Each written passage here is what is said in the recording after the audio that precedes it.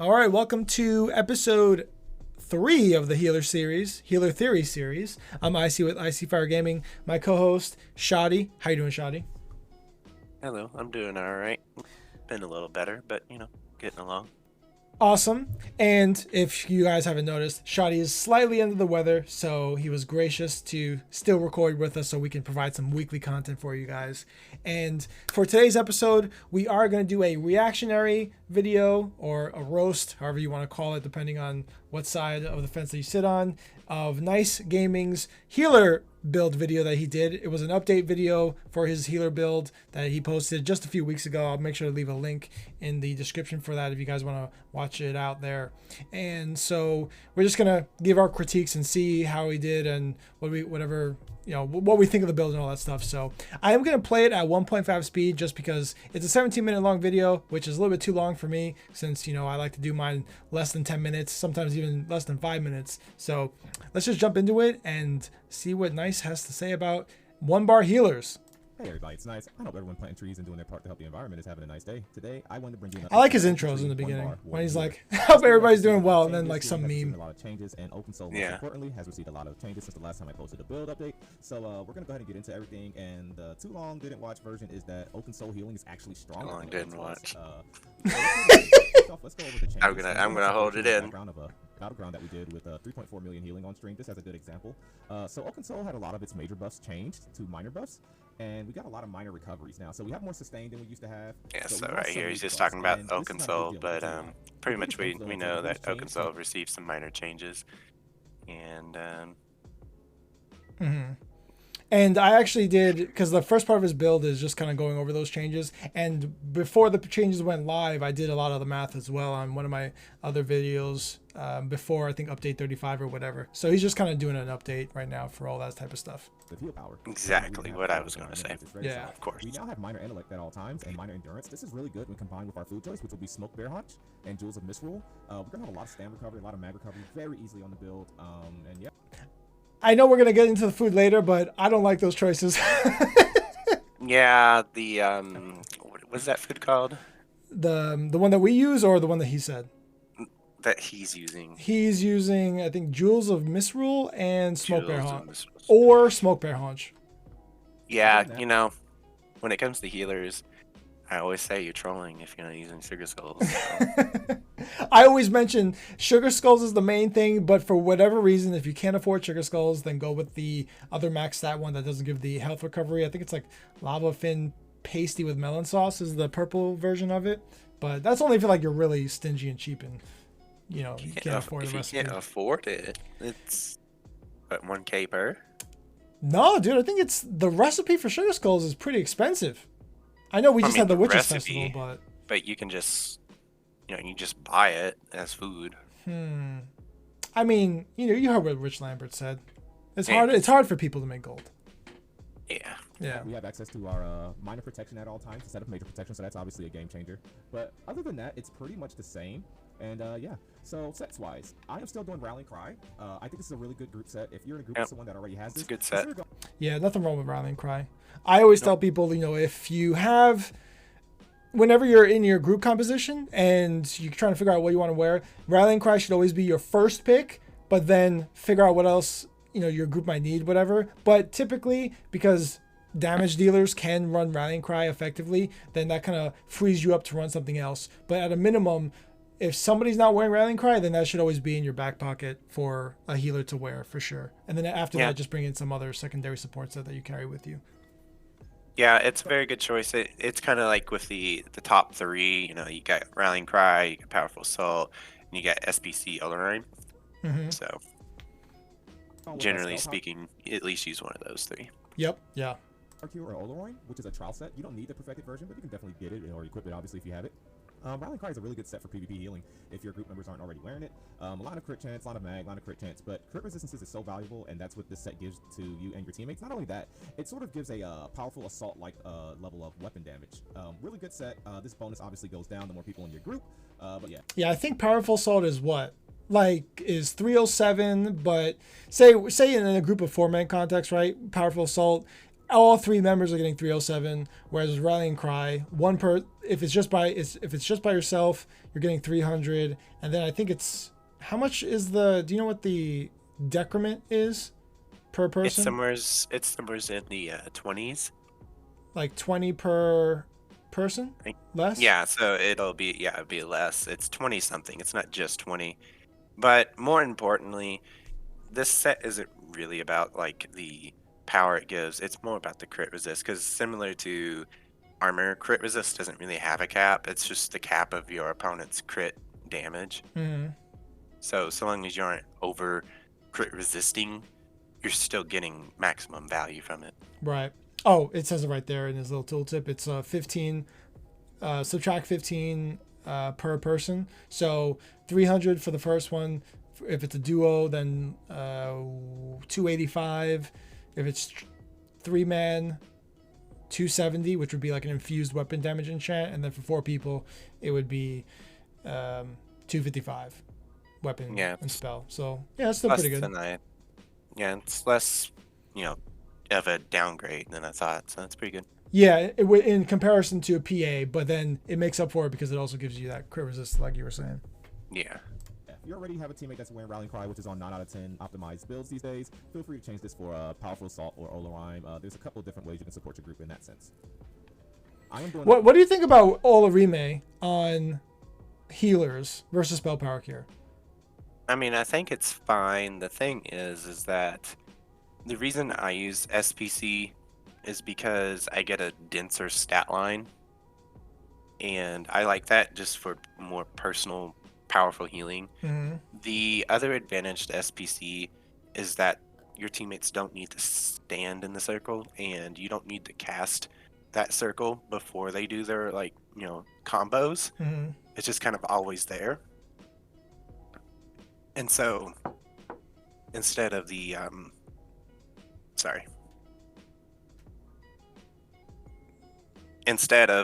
having to cast the circle in advance before your teammates combo, you kind of just always have the buff on them, or usually have the buff on them, and you don't really have to do that prediction.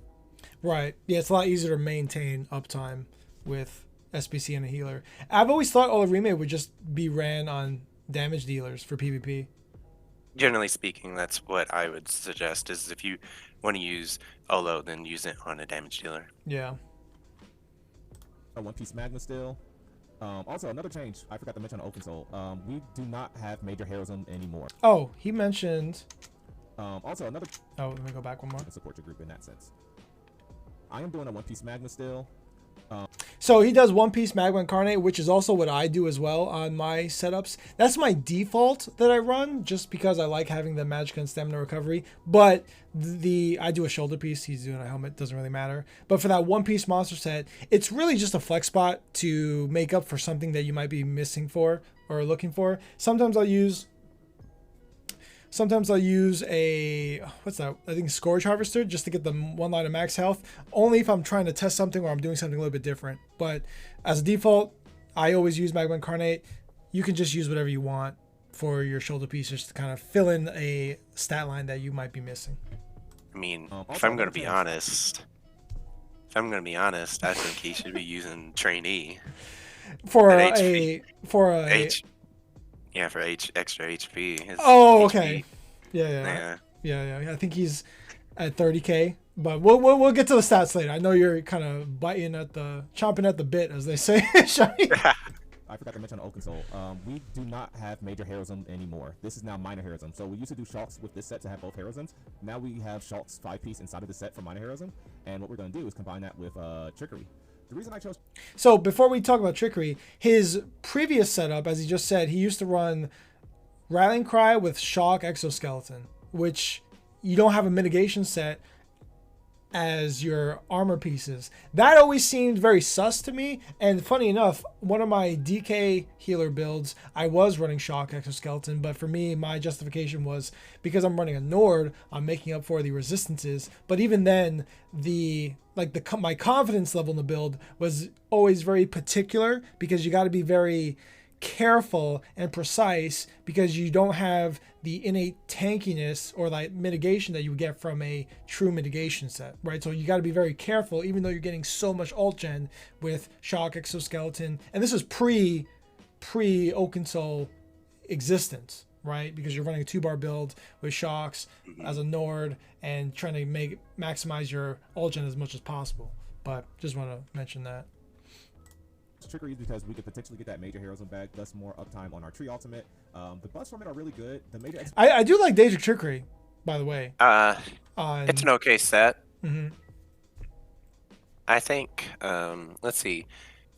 Can you name off the bonuses that it gives there? The 2, 3, and 4 piece?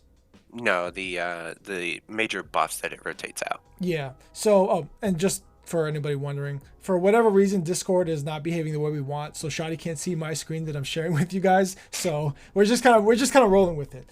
So it gives major vitality, major mending, major protection, expedition, and major heroism. Right. So in regards, I know he's not running a 2-bar build, but since you kind of like mentioned that, and this is still a warden, one of the things that I find is that he doesn't really he shouldn't need the expedition. Well, he doesn't because he has wings. He's going to get major mending a lot of times from his resto heavies, especially as a 1-bar build. I know that you can resto heavy a lot more than you can as a 2-bar build. So those 2 buffs I don't really see being too useful. Vitality and protection are both very good. You can't really get vitality anywheres, and major protection is especially useful in no CP BGs because you can't get that in your CP like you can, in CP. And then that last buff, what was it again? It was major mending, protection, heroism. Yep. Right, yeah. So heroism, it's relevant for a 1-bar build and not too relevant for a 2-bar build. That's what I would say. Yeah, because I guess with a 2-bar build, you naturally get that from the Shimmering Shield. Yeah, you have enough bar space to get that extra utility. Yeah. I think what I would do is, because I remember watching his build or the build video a couple of weeks ago, and it did give me an idea where I would still run my mitigation set, but I would just throw in Trickery as my weapons and jewelry set, right?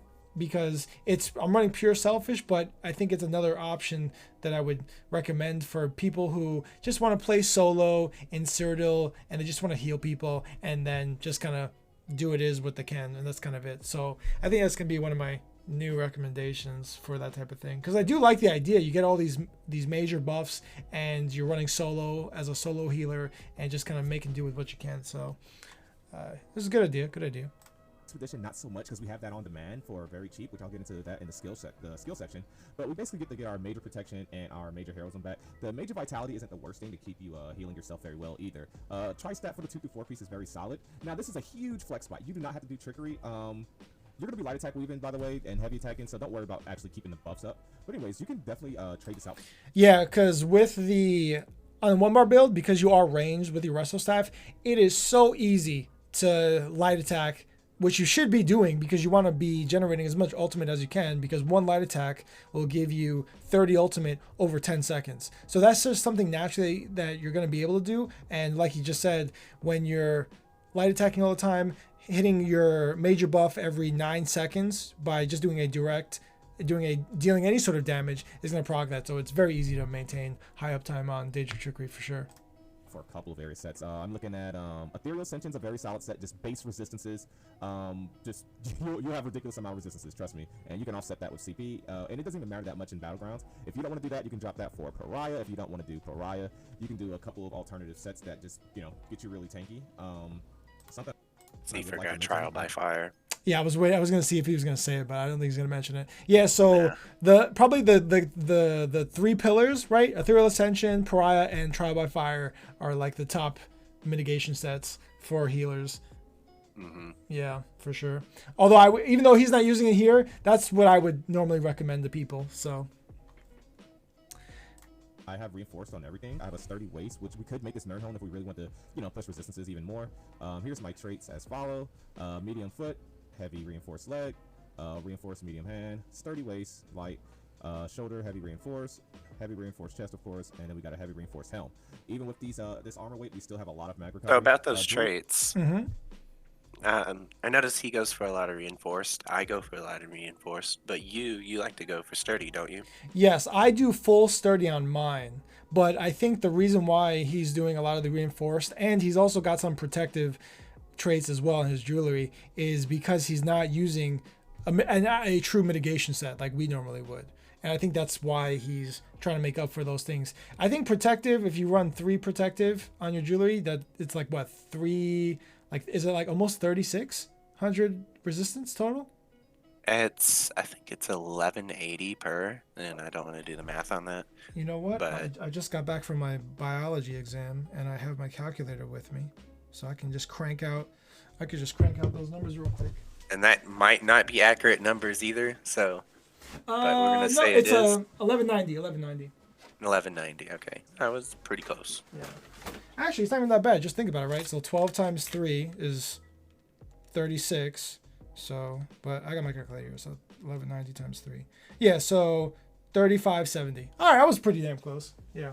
So 3,570, divide that by 660, which is 660 physical resistance translates to 1% of mitigation. So between 3 pieces of jewelry, you're getting 5.4% of mitigation.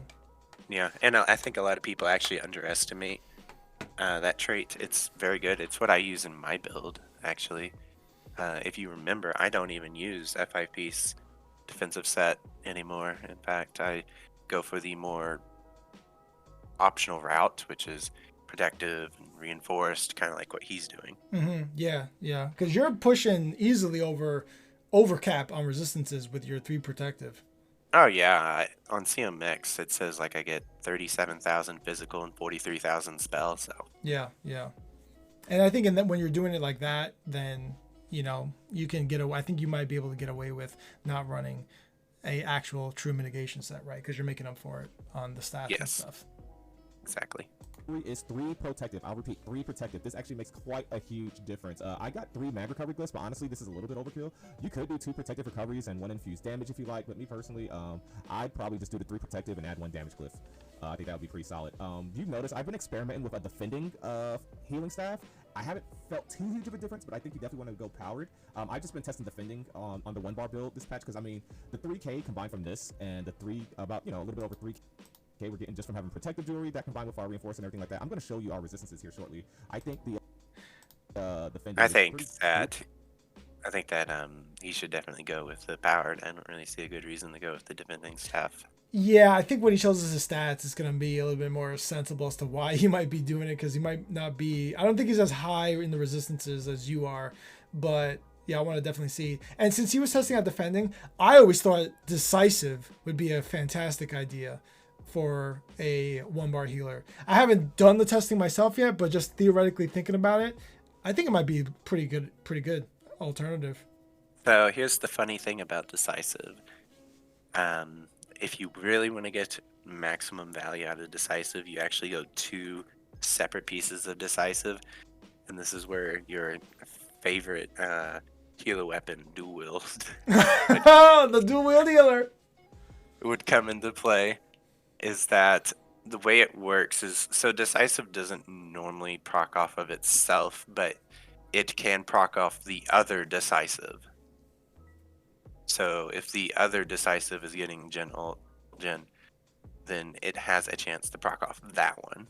Yeah, not itself. And it kind of ping pongs per each one. So ultimate that gets generated, say, in your left hand, right? That alt gen right there has a 25% chance to proc alt gen on your right hand. Okay, and then that has another chance to proc again on your left hand, right? And it's constantly happening every say you got minor heroism, so it's every 1.5 seconds, and then on top of the every 1 second of 3 alt gen that you're getting in per 10 seconds, right? So you have a lot of alt gen coming in at all these different times, and your decisive on the dual wield is ping ponging constantly.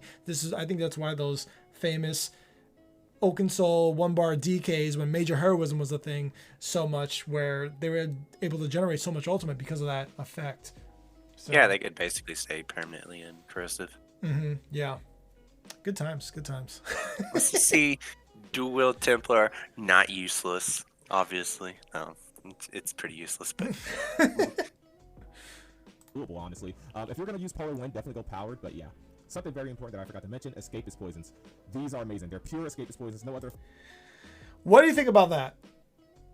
I mean, I have no opinion on escapist poisons. If you like them, you like them. I like to use power enchant. It's 50% uptime. Powered enchant? When I meant the Weapon damage? The weapon damage enchant. Yeah, I usually do that too because you'll get that boost to your weapon and spell damage, which means more healing potential power. So that's usually my default as well. Yeah. I guess the thing is wings is very powerful. I don't know how much you need escapist poisons with wings. I don't know. Yeah, because it says for escapist poisons, immobilize your target and grants you unstoppable, rendering you immune to control effects. So you got like CC immunity. And the poison will also break you free of ongoing control effects. Okay. And then poisons apply 20% more damage, blah, blah, blah, blah, blah. Okay. Is that also including hard CCs or is that just like soft CCs?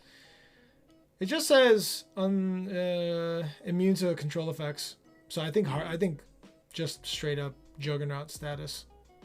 Yeah, I've never used this escapist poison myself, but I always thought maybe using some sort of poison on a healer would just be more like, say, if you want to be a little bit more offensive, right? Provide something alternative to the team utility.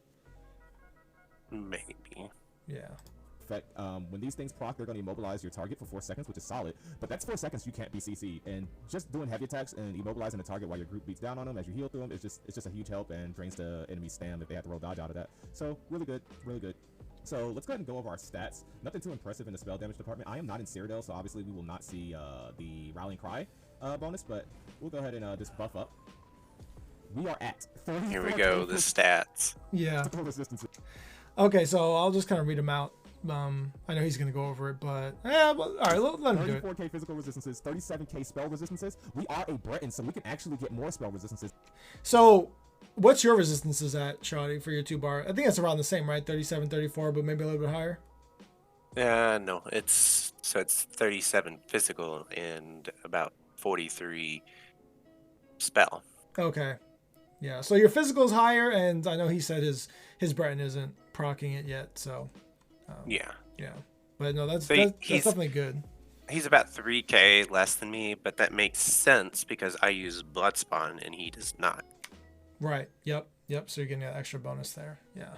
But otherwise, he's overcapped, which is still pretty good for not running any mitigation sets. Mm-hmm. If we're afflicted with the burning, chilled status, concussed status, everything like that. 34k physical resistances, like that is really solid. Decent crit chance at 30%. Weapon damage not high. We don't have our Rallying Cry on. We could definitely add one more damage glyph. Hell, we can add 2. It's really up to you. What else? 27k max mag. If we pop a potion. So right there, he said 27k max mag. I don't like that. I know there was a time in my life, like a year ago, when I would say, yep, 30k max magicka, 28k minimum, but then after update 35 and then just kind of figuring things out, whatever. I only recommend people, you don't need to go more than 25k max magicka, because then you're able to, for his build, right, he's got 27k max mag and then 29.6k for health. He can at least donate 2k magicka into his health, right? And his stamina is like 16k, which is super sus, but he's not using the right food, so yeah. Yeah, I agree, but at the same time, I also have about that much max mag. Mm-hmm. It's not really my fault that I can't put more than 64 points in the HP, though. Right, and you say that as a trolling joke, okay? And the funny part is, right, looking at his setup, he's got 64 points in the into magicka for his attributes. For your 2-bar setups, you're running 64 health. For my 1-bar setups, it's usually a mix between magicka and health, depending on what race I'm using and stuff like that, whatever. But I haven't gotten full points in the 64 magicka in months. Man, it's 64. You're trolling. In magicka? No, in the health. Sorry. Oh, okay. Yeah. No points in the. Nope. Yeah.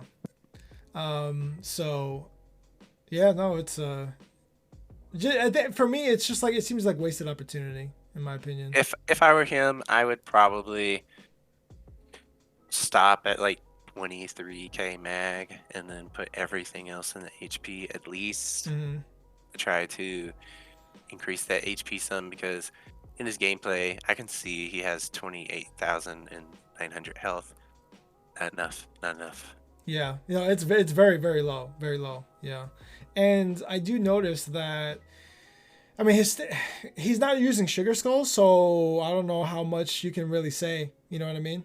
And he does have 2,500 max Magicka or Magicka recovery. So yeah, he could probably drop his max Magicka down to like 23k, like you're saying, since he's got so much recovery that he can kind of make up for being 2k less than the recommended, right? I wanted to comment on this too. He was talking about how you could use less recovery and more power, and I don't really agree with that either. I actually think his recovery is fine where it's at, Mm-hmm. and I don't think he would benefit as much from the extra power than he would just having the recovery that he currently has, because it's more important to have that extra recovery and be able to keep firing off heals than it is to just have that extra couple of percent extra stronger heals. Right. Because in my experience, I have learned you do need that much recovery as a healer. I know my magic recovery is less than both of you guys, and from my experience, I'm usually just about like I can get as much as I need to say spam my burst heals, and then as soon as I tap out, then we're in the clear. Well, I am also a 2-bar build, so I heavy attack probably 1/3 the amount that 1-bar builds do. Yeah, but I'm just saying in terms of like context, right? Where when you're going for broke, right? I always it's like I run out of gas right when I need to, and I'm good. But if I was pressured even more, then I'd be screwed. Yeah. Yeah, but I think maybe I just get lucky. And, I have enough Magicka recovery and max Magicka to sustain people's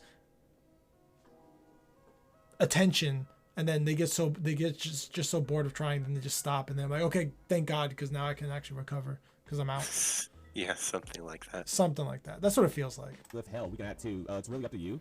What else? 27k max mag. If we pop a potion, we are at 2,500 mag recovery at base. I've seen this higher. Let's see. He just healed himself and his health didn't go up. It just stayed at 29.6. Yeah, I got that on. And yeah, 29k max health. You can push more max health if you'd like. If you want to use Polar Wind, definitely switch some things up. And consider switching your food up as well, because I think this will definitely work with Sugar Skulls and Polar Wind. But yeah, getting into pause it right here. Mm-hmm. So, did he just say he's not using Polar Wind? He's in the video. He's only using 2 ground hots, so he's using Budding Seeds and Illustrious Healing.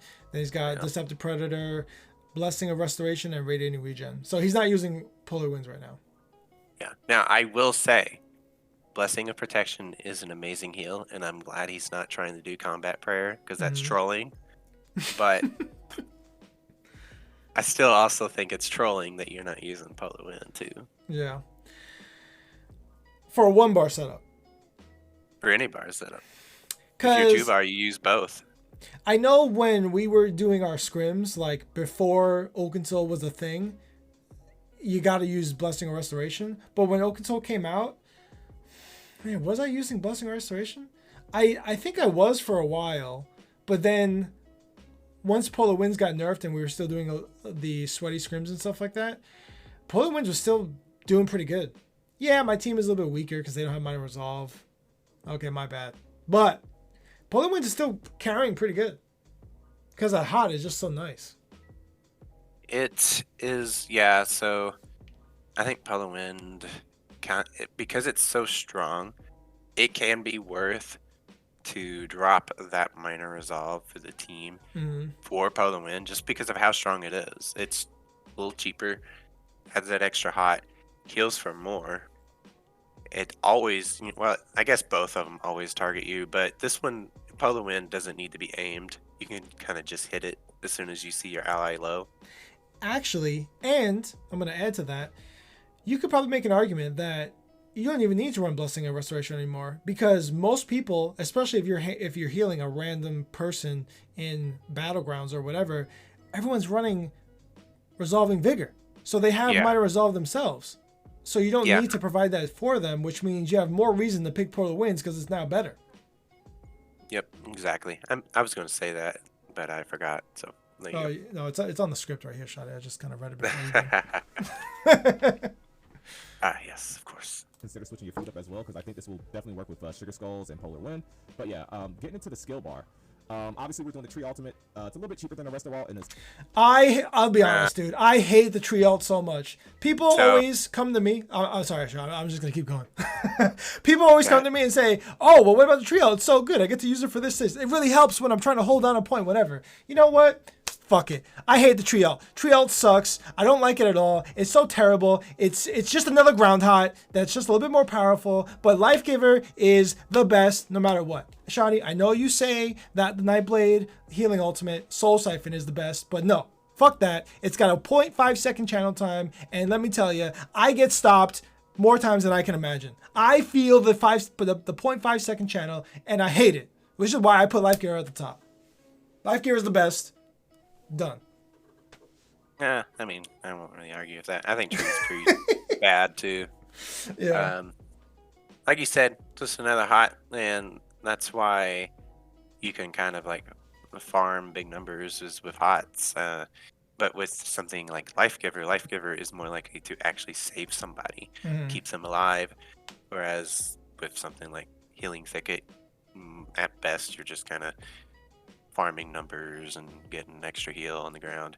It's not very good for how gameplay is these days. You know, there's a lot of mobility, moving around, and it doesn't move with you. So what's the point? Right. And I think that's why they put one of the morphs. So like, okay, let me throw it on you. And then as you're running away, okay, at least you're carrying some portion of the hot with you. So you're not wasting my ultimate that much. Right. And kinda. I know that, especially whether you said when you're saving somebody, I feel Life Giver saves so many people. Like I've seen it whenever I do BGs. Like, you know, it works. But with Healing Thicket, it's like, come on, man. You know, like I just don't feel the same way compared to Life Giver with how effective Life Giver is. So there's a few things about that and the reason that happens. First off, well, Life Giver hits for more, but the other thing is that it's not just casting Life Giver. You're also casting Blessing of Restoration in the same GCD. So they're actually getting hit for 2 heals at once. The other thing is I don't know for certain, but it feels like Healing Thicket has a really long animation, and it kind of prevents you from casting another ability until it's done. Whereas with Life Giver, a lot of times I can just cancel that into a bar swap for a Polar Wind. Right. Yeah, absolutely. But I guess we are talking about 1-bar builds, so. Well, I mean, you still would have to set through that animation, so it wouldn't really change that much. It still feels like an extended animation. Yeah. No, I mean, I know whenever I cast Life Giver, it feels good every time. Like, I know I don't really have any issues with it, but with Healing Thicket, man, like, I think there's more cons to Healing Thicket than there are benefits. And what I think one of the strongest things for Life Giver is it goes through walls. If I drop down, okay, and my teammate is still above me, I can cast Life Giver, and the hot is gonna hit him and help him get that reprieve that he needs to stay alive while I'm working my way back up to the top, right? Whereas with Healing Thicket, it's like, well, good luck, buddy. Hope you're doing well up there. You don't even need to know where your ally is with Life Giver. Healing Thicket, you gotta aim and everything. Yeah. And the cool part about Life Giver is it will actually change targets during the animation, right? So if there's 2 people it's got to heal, and say like one's in front of you, one's behind you, it'll heal the lowest health target, you know, like once or twice, and then switch over to the next low health target and heal off them as well, which is pretty awesome. I don't know if you knew that. Yeah. Yep, I do. So it's for those that don't know that, it's pretty awesome. There's more reason to use Life Giver. Yes, Healing Thicket is low costing. It's 90 ultimate compared to 125 with no increases or decreases, with alt reduction or alt increases. So, but if you're running like a thematic build, right? I think he's doing like a tree healing build, so he's got to use the trees because it's a theme. But I think in actual reality and practicality, Life Giver is always going to be the way to go. So he's a role player. I really like it. I'm in this setup, yeah. I've done my role play builds, and they're fun. Especially because the heal over time applies to allies even when they leave the area. This helps me hold down an area and kind of camp an area with my AoE dots. Feel free to go with the rest of alt though as well. Permafrost would be a good alternative, but it's a lot more expensive. No, it wouldn't. Really Oh, really? No, you're a healer. Focus on healing. I agree with that. And I know with Oakensoul, you kind of really got to invest hard into putting all your abilities to heals, because if you give it one ability, then you're kind of making yourself less of a healer, right? You've got no room as Oakensoul anyways.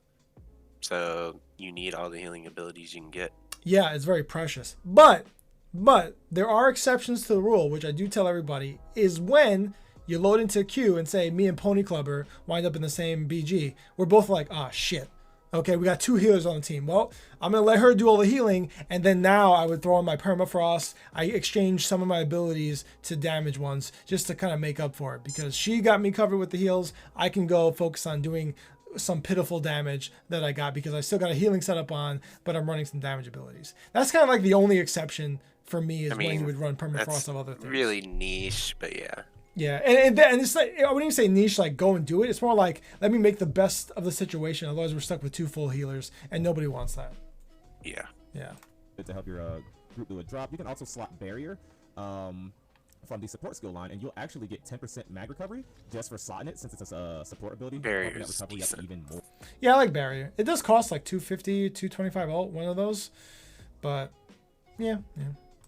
So that's also an option, but I think how cheap the tree ultimates are, I just feel like this has been the best ultimate for me for Battlegrounds, but definitely consider the rest of all. It is amazing. It's a better ultimate in the sense that, you're not going to die with rest of all up, neither is your teammate, but I just like the AoE aspect of trees. That's kind of the point. Oh, take it easy, Shawty. Goddamn. A little bit of a nerf, but I mean, you just can't replace it. There's a reason every ball group is still spamming this. It's just a really good skill. Not much else to say there.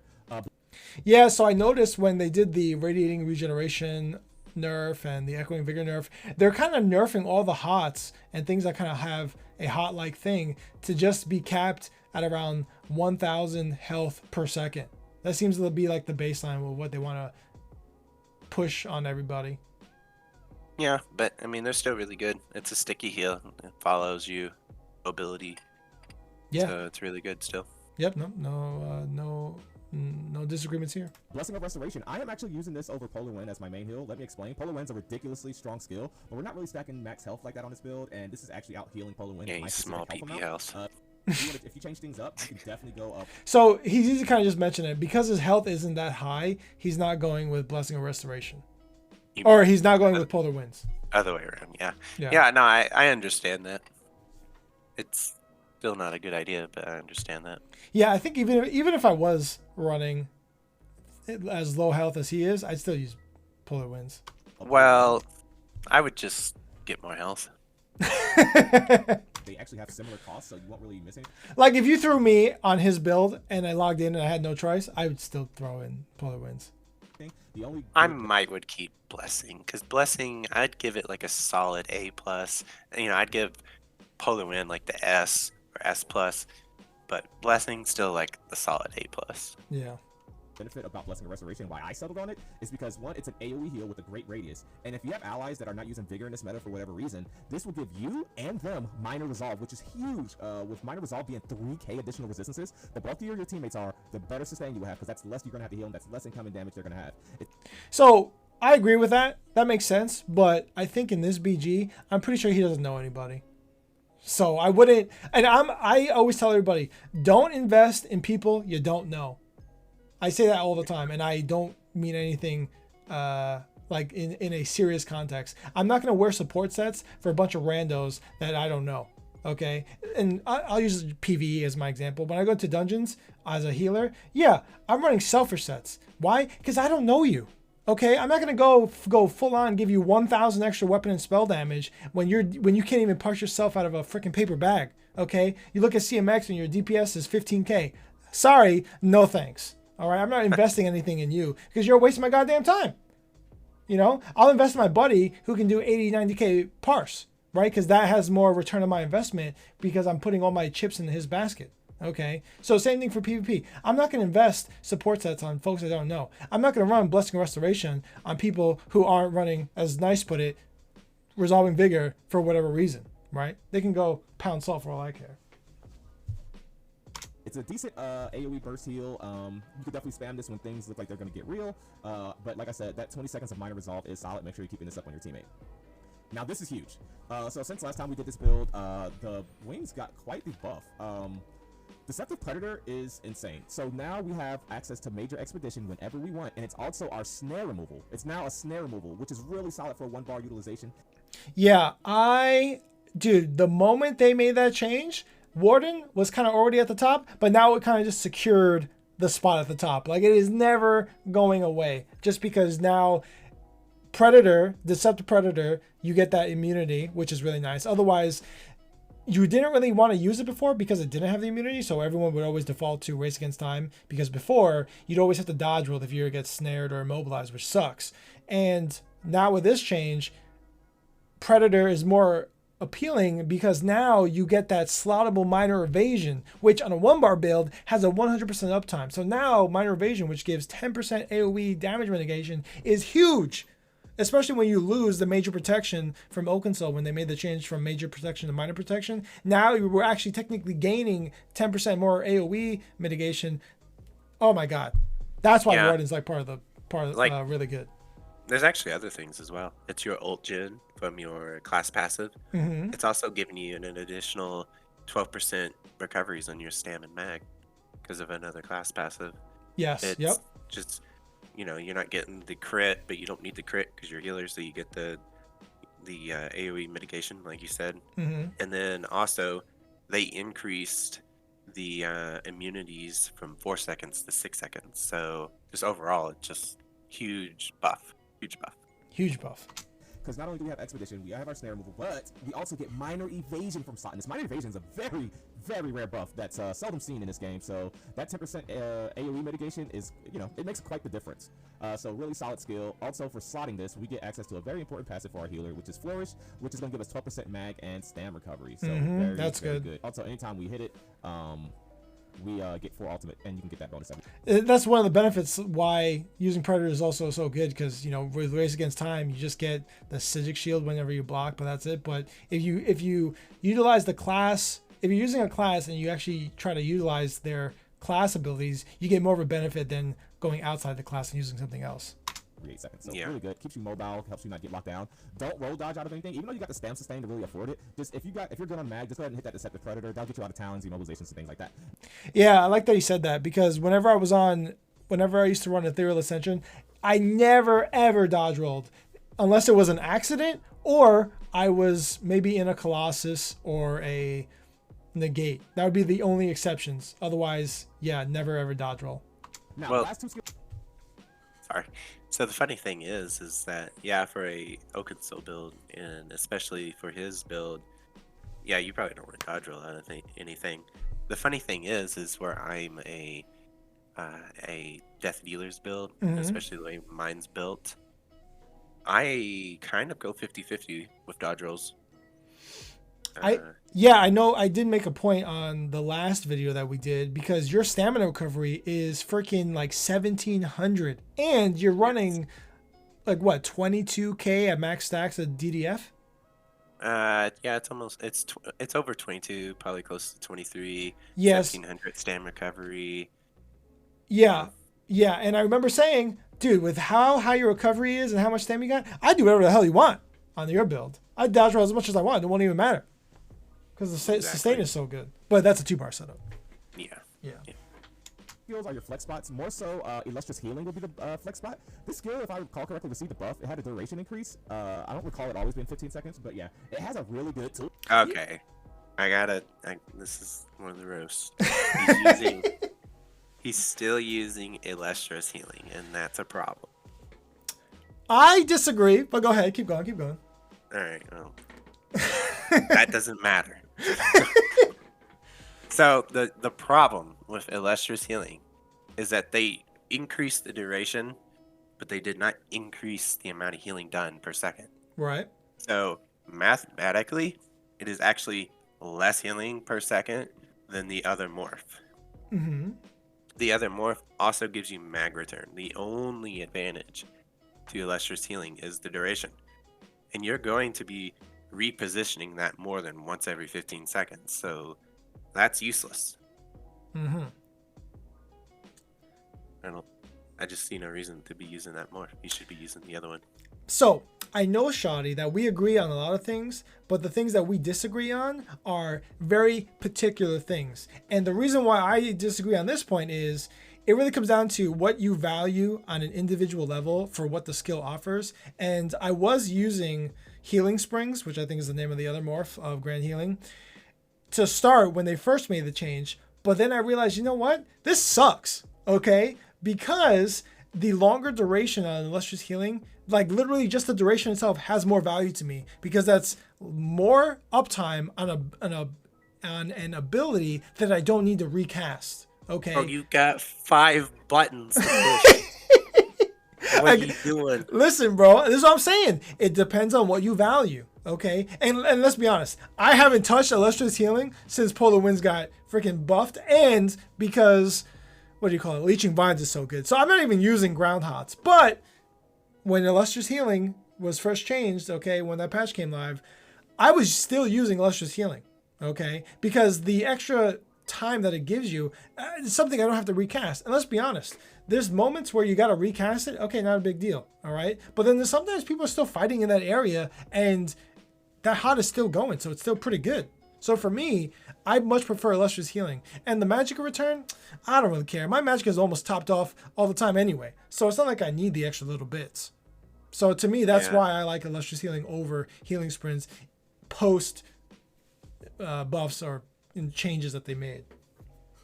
I don't agree in the slightest bit, but yes. Yeah. And that's okay. Because again, it's literally just what you value as an individual, right? Whenever we get to talking about whenever we do our tier list on burst heals for healers, you know, I can't wait till we have the Templar discussion because it'll be the same thing. But spoiler alert, we'll get there when we get there.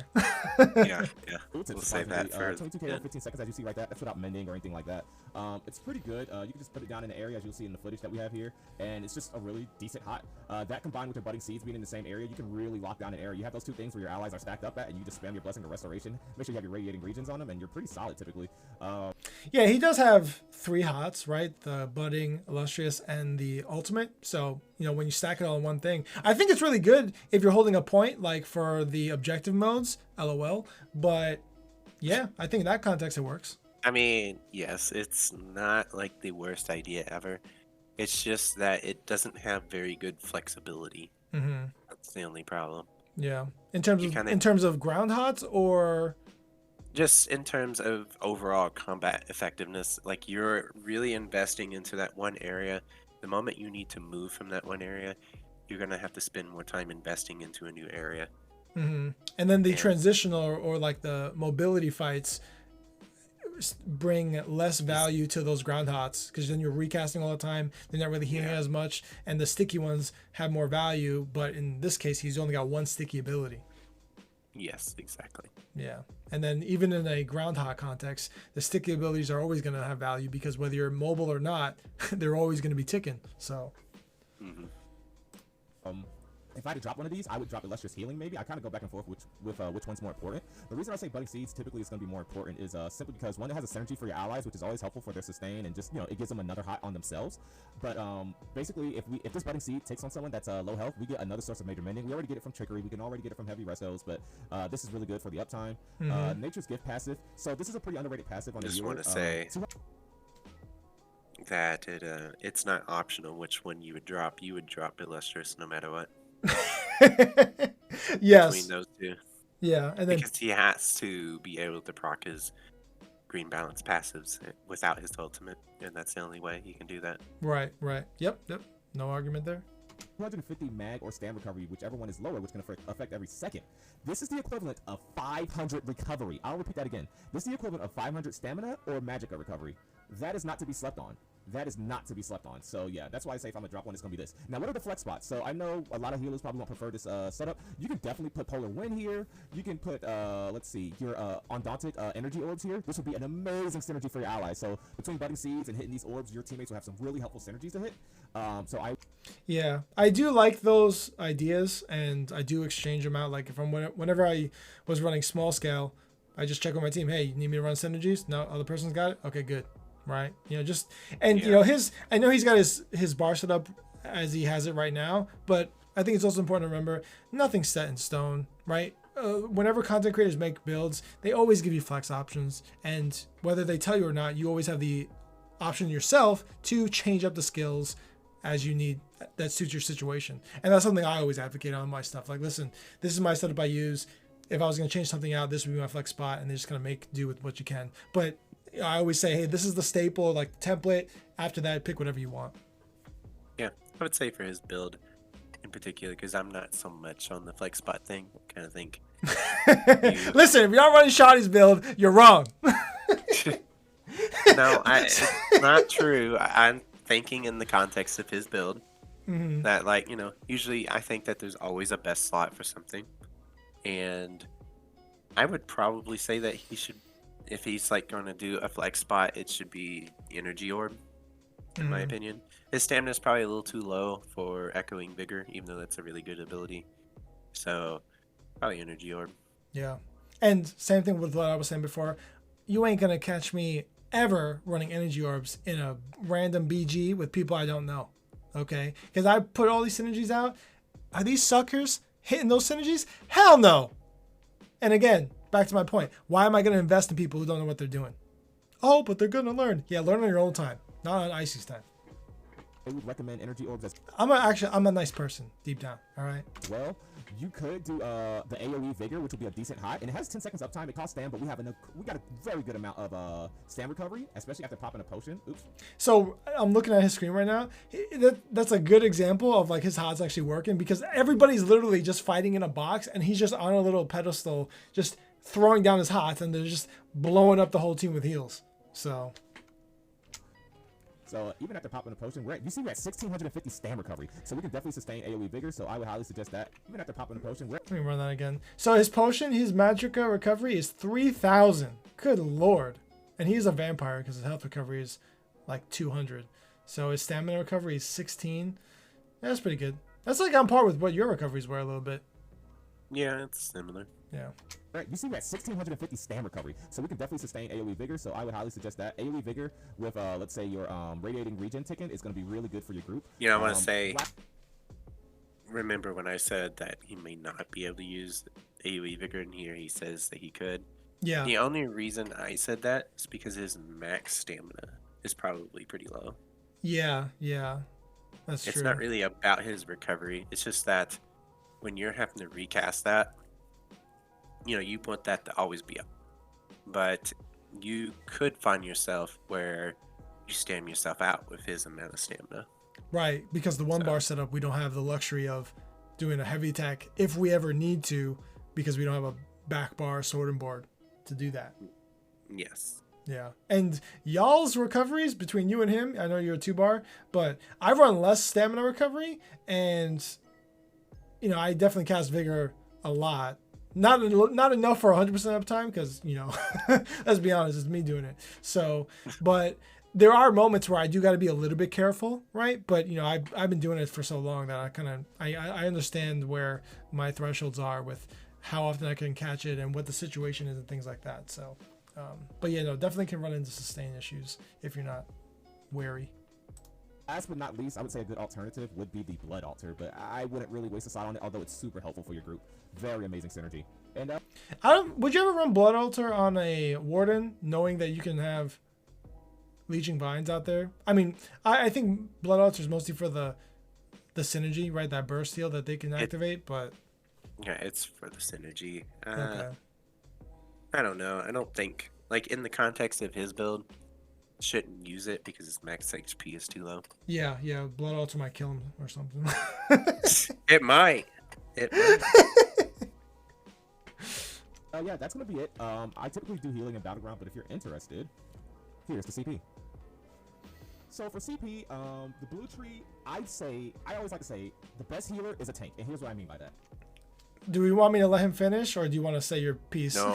No, he doesn't get to finish his sentence. You just stop him right there, mid-sentence, unable to say what he wants to say.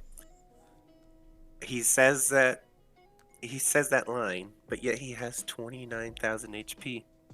Yeah, that's kind of sus. He's literally trolling right now. And that's probably the biggest reason that I sign off his build as unviable, pretty much, in my opinion. It's too low of HP. And I always think, in my personal opinion, 40k and higher than my saying for healers. It's kind of like... I would... Go ahead. No, go ahead.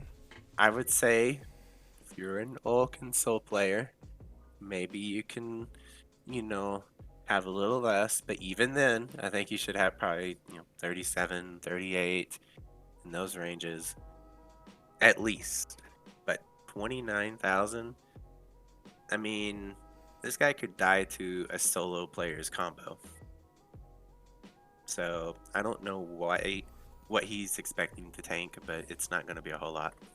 So, I think your issue, Shoddy, is he's using the word tank and mixing that with an acceptable number of 30k health. Whereas even in like a traditional PvE context, you're not a tank if you don't have 40k plus. And even in PvP, yeah, I think it translates over, right? Like if I was looking at 30k somebody and they said I'm a tank, I'm like, bro, I'm not a tank and I've got more health than you. Like we're DPS and we all have 30k. Like are we all technically tanks in this context? Not really, right? So I think that's kind of why you're getting pissed off or annoyed. Not pissed off. It's just that he's very easily in a combo range. Like a Nightblade could end his day, that whole BG if it wanted to. Right. And it's just a matter of fact that healers need to have that extra HP. He really needs to not have 64 points into Magicka. He really needs to invest that into HP. Yeah. I would expect him to at least have 35. But... yeah, I have to put it in the ESO build editor to see how much, if we just keep his build the same but then change a couple things, how high we could get his actual health. But I know with at least the Warden I could definitely hit 40k no problem with my builds. The Necro, I'm pretty sure I could almost hit 40k as well because they have like almost 2,000 health or like 1,500 or something like that they get from their class passive. And depending on the class, I know on all the classes for Oaken Soul, I can definitely get 35k minimum for sure. What I would do is, we've already talked about the attributes, but other than just attributes, I probably would also remove his One Piece monster and replace that with trainee. I said that earlier in the video, but again, that alongside with changing his attributes, hit the bull threshold doing that. Yeah, he could use trainee or that other monster set that gives you health, whichever one you want, doesn't really matter. But yeah, no, like you're saying, yeah, because and like we saw with his stuff, his recovery is so high that he can easily afford to swap out that monster set for a one line of max health. Yeah, it wouldn't be a very hard trade. He probably wouldn't even feel it. The best healer is one that's alive and cannot be focused. How often are we 1vx outnumbered and we identify a healer? Yes, Shoddy. And then go ahead. I just find it amusing. That's all. Healer, and hey, focus the healer, get them out. They're usually some squishy build and light armor, wearing support sets, and they can heal everybody. Really amazing, but they can't survive themselves. See, I don't know if I agree with that. I think the healers that he's talking about are like the PvE healers that show up thinking that their stuff's gonna work, and then they get blown up instantly. Right? I think that's who he might be talking about, because most folks, like myself included, you and like I guess like the the veteran healers, right, in PvP, you would never catch us in light armor. That's just a death sentence. Yeah, he's mostly just talking about the people who roll up in Zergs of 50. Yeah, the Zerglings and the ball groupers. Yeah. And so they're easily focused out. So I feel like the best way is to build into mitigation. Even though we have Rallying Cry, the Resilient CP is another 10% crit mitigation, so I think that's really solid. I agree with that. Yep. I always use Resilience as well. Obviously, reduce your single target abilities by 6%. Ironclad, reduce your direct damage by 6%. And then you have a flex spot. This can be AoE healing. This can be a very helpful passive inside the heal tree known as Hope Infusion. If you heal someone under 50%, they get Minor Heroism for 10 seconds per target. Once you have a potion, it's 10 seconds. I think by default, yeah, it's 8 seconds by default. This would be no benefit to you because you already have permanent Minor Heroism, but if you want to be a team player, it's not that bad of a slot. Alternatively, you could do Foresight. Foresight is a really good passive. When you have access to CP, you pop a potion for 6 seconds. Your heal abilities have a 75% reduction. So you're going to get mana back, and you're going to be free casting your heals, essentially. I think I would only use Foresight on my Nightblade. So healers, just with the potion synergy passive, but I'm not really into that CP. But I don't know. Did he say he uses 2 healing CPs, or did he only say 1? He uses Resilience as your crit resistance CP, then 2 mitigation CPs, and then a flex healing CP that could be whatever it is that you're doing, pretty much. Well, see, I would probably do. I'd say he has 1 flex, but I would probably do AoE healing and then healing over time, because that double dips in most of his abilities. The only one that is not double dipping in is Blessing of Restoration, and even that's still receiving the 10%, and the others are receiving 20. Right. So I would do Resilience, AoE, healing over time, a flex spot. So my rule of thumb for how I design my stuff is, depending on where my resistances are, will determine what CPs I pick. So with his context of being overcapped on resistances, by default, I would just have Resilience, and then I would do 3 healing nodes, right? And then for whatever reason, if I was less resistances, like I wasn't a cap or whatever, then I would, alternate between putting, okay, instead of 3 healing, I'll do 2 healing and 1 mitigation, or 1 healing and 2 mitigation, right? Just to adapt to what my resistances are based on whatever build I'm using. That's how I do it. Yeah. That way it gives me some reason to use the other CP. Otherwise, they're never going to get used. So trying to help Zos out. So yeah, feel free to kind of play around with what you want. You can make this the Resolve and Vigor, so you can keep in Minor Resolve on yourself, and then go with Polar Wind, where I have Blessing of Restoration. It's really up to you. It's really, use what you got, kind of switch it around, but that's kind of the basis. Red CP. This is all flex spots, but I definitely go Survival Instincts. No, it's not. No, it's not. Oh Lord. So he's got Survival Instincts, Relentless, Pain's Refuge, and Fortified. Relentless is a good one. Pain's Refuge is a good one. Fortified is okay. And then Survival Instincts is also a really good one. I would probably replace his Fortified with the HP one. Especially because, good Lord, he needs it. Yep, Boundless Vitality. Yeah. But otherwise, good choices. But I don't really think that they're flex spots. It's more like those are just the good ones that you would want to use. I think my default, I can't even say, well, I guess, would I say default? I know, I Celerity, always going to pick that. Yeah. I love the speed so much. That's just my personal preference. So I put on all my builds no matter what I'm doing. So Celerity is always going to be there. Balanced Vitality, I love the max health, always going to be there. Is it Pain's Refuge? Is that the one with you get mitigation with more debuffs on you? Yes. Yep, so that one's the third one. And then my fourth one is a flex spot, which will be some nonsense, whatever I want to pick. I kind of just roll a dice on CP and just see what I want for that day. I would say if he's not going to use HP, then he would have to use Celerity. Yeah. Pretty much the only mandatory one I'd say. Here's what I have. I got Fortified on. You don't really need this. There's definitely better things we can put here. Pain's Refuge, Relentlessness. Relentlessness and Survival Instincts are the only 2 I definitely keep. But yeah, and you can even drop Relentlessness. I really think Survival Instincts is the only mandatory one, Relentlessness, you can drop that because obviously you can I guess for his build, that actually does make sense. Like if you're in CP, Relentlessness may not be the choice for you. Because again, he's using Daedric Trickery, which is giving him major protection. So and maybe you don't use that one. in that case. What does that one do again? I forget. I never use SCP. It's really good. It gives you major protection for 3 seconds after you've been hard CC'd, knocked down. Oh, feared. okay.